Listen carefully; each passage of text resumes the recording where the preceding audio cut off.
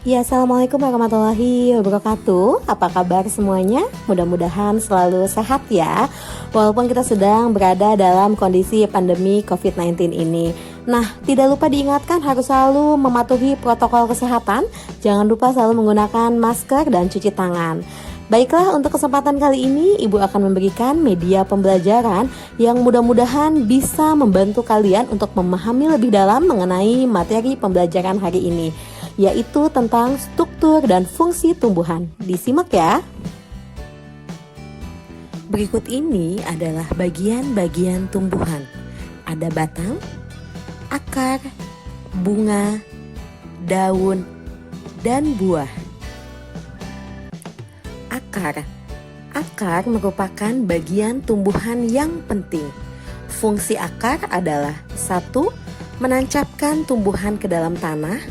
2. Menyerap zat hara dan air dari dalam tanah. 3. Menegakkan batang.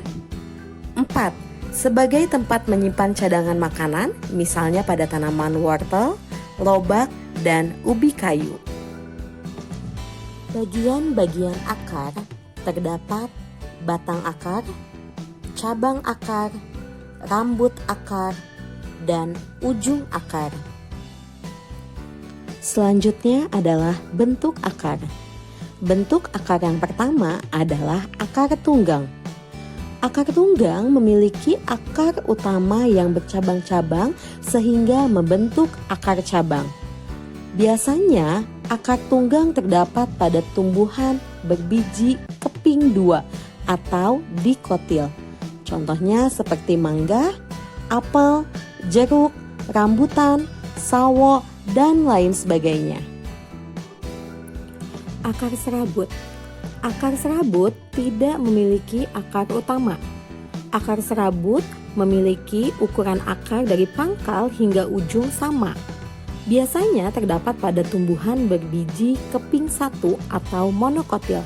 Contohnya seperti kelapa, jagung, dan lain sebagainya. Pada umumnya, akar tumbuh di dalam tanah. Namun ternyata ada beberapa tumbuhan yang akarnya tidak tumbuh di dalam tanah. Contohnya yang pertama adalah akar gantung atau akar udara. Akar gantung adalah akar yang tumbuh pada cabang dan tidak mencapai tanah. Akar gantung memiliki fungsi untuk menyerap air dan gas dari udara. Namun kadang-kadang akarnya ada yang sampai bisa masuk ke dalam tanah. Ketika akarnya masuk ke dalam tanah, maka fungsinya pun akan berubah. Bagian yang ada di atas tanah, maka fungsinya akan seperti batang. Dan bagian yang ada di bawah tanah, maka fungsinya untuk menyerap air dan zat hara dari dalam tanah. Yang kedua adalah akar pelekat. Akar pelekat adalah akar yang keluar dari buku-buku batang. Akar ini berfungsi untuk menempel pada pohon penunjangnya seperti misalnya kayu, tembok, atau pohon lainnya. Contoh dari akar pelekat adalah tanaman sirih. Dan yang ketiga adalah akar penghisap atau haustorium. Akar penghisap, akar yang dimiliki oleh tumbuhan parasit. Tumbuhan parasit adalah tumbuhan yang tidak dapat membuat makanannya sendiri. Akar ini berfungsi untuk menghisap air dan sari makanannya dari tumbuhan yang ditempelnya. Contoh dari akar penghisap adalah benalu.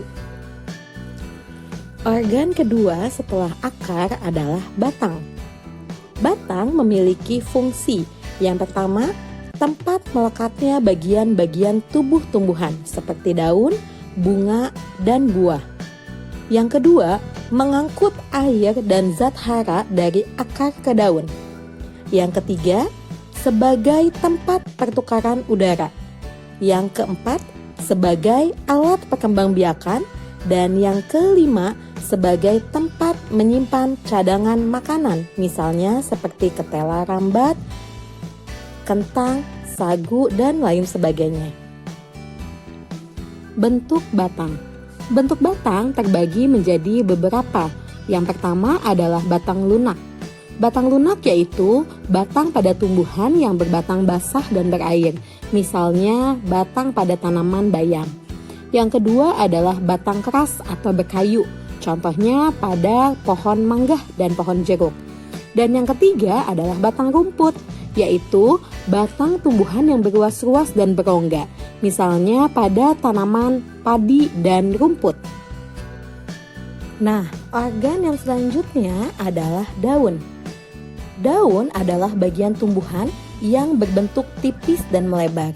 Bagian-bagian daun adalah helai daun, tulang daun, dan tangkai daun. Fungsi daun adalah sebagai tempat membuat makanan. Daun yang dapat membuat makanan sendiri adalah daun yang mengandung klorofil atau zat hijau daun. Berikut disajikan sebuah gambar, yaitu bahan-bahan untuk melaksanakan kegiatan proses fotosintesis dan hasil fotosintesis.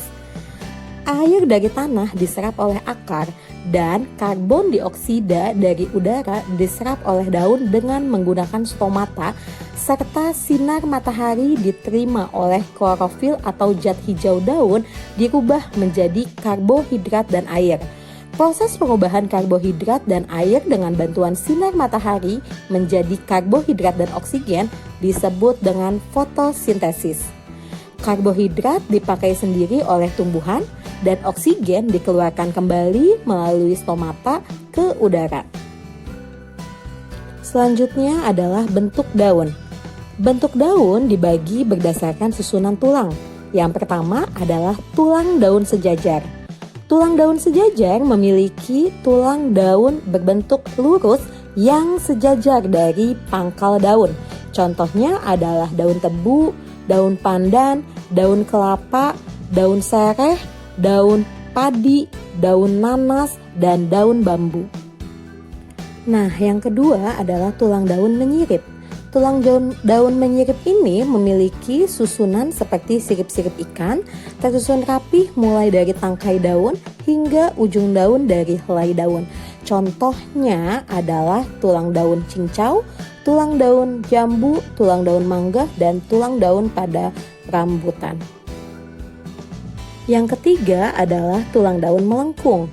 Daun ini memiliki tulang daun yang melengkung dan tampak menyatu. Misalnya daun pada tanaman sirih, gadung, lada, eceng gondok, dan genjer.